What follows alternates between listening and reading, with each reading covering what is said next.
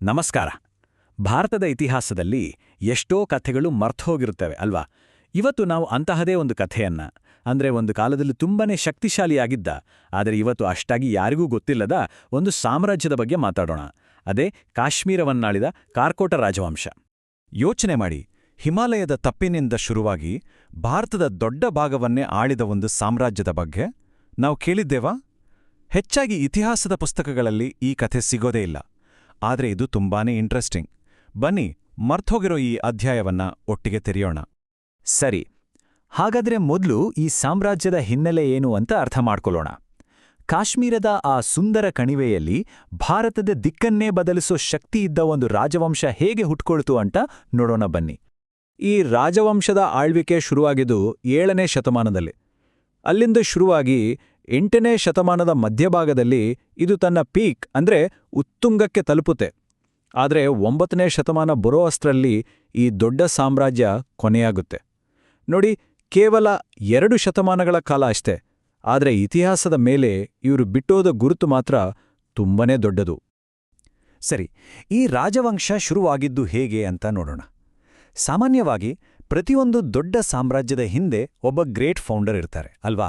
ಹಾಗಾದ್ರೆ ಈ ಕಾರ್ಕೋಟ ಸಾಮ್ರಾಜ್ಯವನ್ನ ಕಟ್ಟಿದವರು ಯಾರು? ಈ ಸಾಮ್ರಾಜ್ಯದ ಸ್ಥಾಪಕನೇ ದುರ್ಲಭವರ್ಧನ. ಇವರೇ ಕಾಶ್ಮೀರದಲ್ಲಿ ಒಂದು ಸ್ಟೇಬಲ್ ಒಂದು ಸ್ಥಿರವಾದ ಆಡಳಿತಕ್ಕೆ ಅಡಿಪಾಯ ಹಾಕಿದ್ದು. ಇವರ ರಾಜಧಾನಿ ಯಾವುದಪ್ಪ ಪ್ರವರಪುರ. ಅದೇ ಇವತ್ತಿನ ಶ್ರೀನಗರ. ಇದು ಸುಮ್ಮನೆ ಒಂದು ರಾಜಧಾನಿಯಾಗಿರಲಿಲ್ಲ.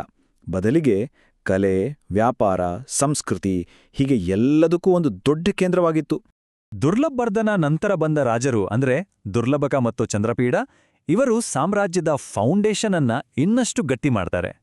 ದುರ್ಲಭಕ ರಾಜ್ಯವನ್ನ ವಿಸ್ತರಿಸ್ತಾರೆ, ಚಂದ್ರಪೀಡ ಚೀನಾ ಜೊತೆ ಒಳ್ಳೆ ಸಂಬಂಧಗಳನ್ನ ಬೆಳೆಸ್ತಾರೆ.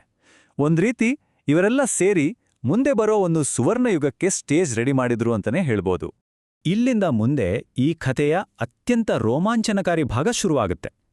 ಯಾಕಂದ್ರೆ ಈಗ ನಾವು ಮಾತಾಡಕ್ ಹೊರಟಿರೋದು ಕಾರ್ಕೋಟ ಇತಿಹಾಸದ ಗ್ರೇಟೆಸ್ಟ್ ಹೀರೋ ಲಲಿತಾದಿತ್ಯ ಮುಕ್ತಪೀಡನ ಆಳ್ವಿಕೆಯ ಬಗ್ಗೆ.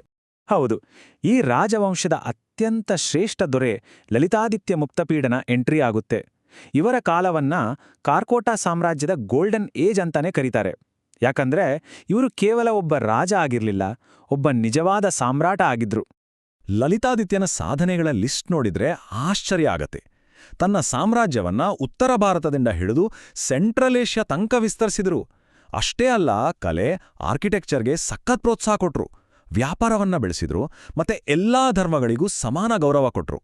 ನಿಜ ಹೇಳ್ಬೇಕಂದ್ರೆ ಇವರೊಬ್ಬ ಕಂಪ್ಲೀಟ್ ರೂಲರ್ ಆಗಿದ್ರು. ಇಷ್ಟೆಲ್ಲಾ ಸಾಧನೆಗಳಲ್ಲಿ ಒಂದು ರೀತಿ ಕಿರೀಟ ಎದ್ದ ಹಾಗೆ ಇರೋದು ಯಾವುದು ಗೊತ್ತಾ? ಅದು ಅವರು ಕಟ್ಟಿಸಿದ ಮಾರ್ತಾಂಡ ಸೂರ್ಯ ದೇವಾಲಯ. ಇದು ಕಾಶ್ಮೀರಿ ವಾಸ್ತುಶಿಲ್ಪದ ಒಂದು ಅದ್ಭುತ ಮಾಸ್ಟರ್ ಪೀಸ್ ಅಂತಾನೆ ಹೇಳ್ಬೋದು. ಆ ಕಾಲದಲ್ಲಿ ಇದು ಬರೀ ಒಂದು ದೇವಸ್ಥಾನ ಆಗಿರಲಿಲ್ಲ, ಕಾರ್ಕೋಟರ ಶಕ್ತಿ ಮತ್ತು ಕಲಾಪ್ರೇಮದ ಒಂದು ದೊಡ್ಡ ಸಿಂಬಲ್ ಆಗಿತ್ತು. ನೋಡಿ, ಯಾವುದೇ ಒಂದು ಸಾಮ್ರಾಜ್ಯ ಬರೀ ಯುದ್ಧಗಳಿಂದ ಗ್ರೇಟ್ ಆಗೋಲ್ಲ. ಅದು ಯಾವತ್ತಿಗೂ ನೆನ್ಪಲ್ಲಿ ಉಳಿಯೋದಂದ್ರೆ ಅದು ಕೊಟ್ಟಿರೋ ಕಲೆ, ಸಂಸ್ಕೃತಿ ಮತ್ತು ಜ್ಞಾನದಿಂದ. ಈ ವಿಷಯದಲ್ಲಿ ಕಾರ್ಕೋಟರು ತುಂಬಾನೇ ಮುಂದಿದ್ರು. ಕಾರ್ಕೋಟರ ಕಾಲದಲ್ಲಿ ಕಾಶ್ಮೀರ ಒಂದು ರೀತಿ ನಾಲೆಜ್ ಹಬ್ ಆಗಿತ್ತು. ಸಂಸ್ಕೃತ ಸಾಹಿತ್ಯವಂತೂ ಅದ್ಭುತವಾಗಿ ಬೆಳೆದಿತ್ತು. ಕಲ್ಲುಗಳನ್ನು ಬಳಸಿ ಒಂದು ಯುನೀಕ್ ವಿಶಿಷ್ಟವಾದ ಕಾಶ್ಮೀರಿ ಆರ್ಕಿಟೆಕ್ಚರ್ ಸ್ಟೈಲ್ ಹುಟ್ಕೊಂಡಿತ್ತು. ಅಷ್ಟೇನಾ? ಅಲ್ಲ, ಶೈವ, ಬೌದ್ಧ, ವೈಷ್ಣವ ಹೀಗೆ ಎಲ್ಲಾ ಧರ್ಮಗಳು ಒಟ್ಟಿಗೆ ಅನ್ಯೋನ್ಯವಾಗಿದ್ವು. ಸಿಲ್ಕ್ ರೋಡ್ ಜೊತೆ ಕನೆಕ್ಷನ್ ಇದ್ದಿದ್ರಂದ ವ್ಯಾಪಾರ, ವ್ಯವಹಾರ ಎಲ್ಲ ಚೆನ್ನಾಗಿ ನಡೆದು ಆರ್ಥಿಕವಾಗಿಯೂ ತುಂಬಾನೇ ಸಮೃದ್ಧವಾಗಿತ್ತು.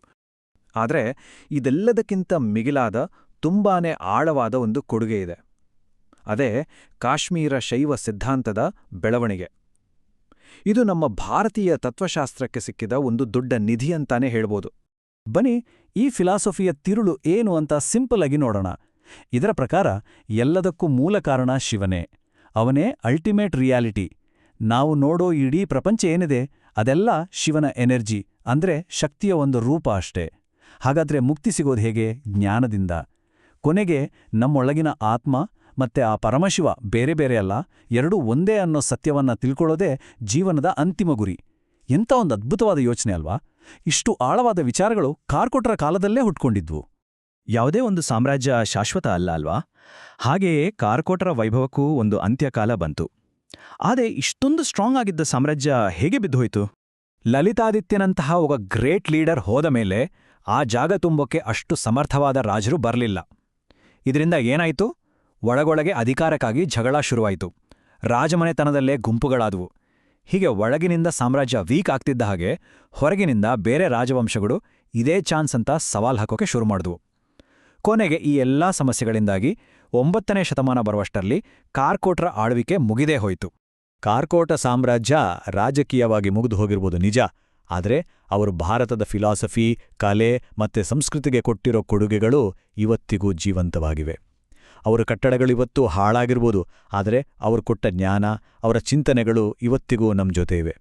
ಕೊನೆಯದಾಗಿ ಒಂದು ಪ್ರಶ್ನೆ. ಒಂದು ಸಾಮ್ರಾಜ್ಯ ಕಟ್ಟಿ ಬೆಳೆಸಿದ ಕೋಟೆ ಕೊತ್ತಲುಗಳು ನೂರಾರು ವರ್ಷಗಳ ನಂತರ ಬಿದ್ದು ಹೋಗಬಹುದು, ಆದರೆ ಅದರ ಕಲೆ, ಅದರ ವಿಚಾರಗಳು ಹೇಗೆ ಸಾವಿರಾರು ವರ್ಷಗಳ ಕಾಲ ಬದುಕಿ ಉಳಿಯುತ್ತವೆ? ಏನಿದರ ರಹಸ್ಯ? ಇದರ ಬಗ್ಗೆ ಸ್ವಲ್ಪ ಯೋಚನೆ ಮಾಡಿ ಮತ್ತೊಂದು ಇಂಟ್ರೆಸ್ಟಿಂಗ್ ಐತಿಹಾಸಿಕ ಕಥೆಯೊಂದಿಗೆ ಮತ್ತೆ ಭೇಟಿಯಾಗೋಣ.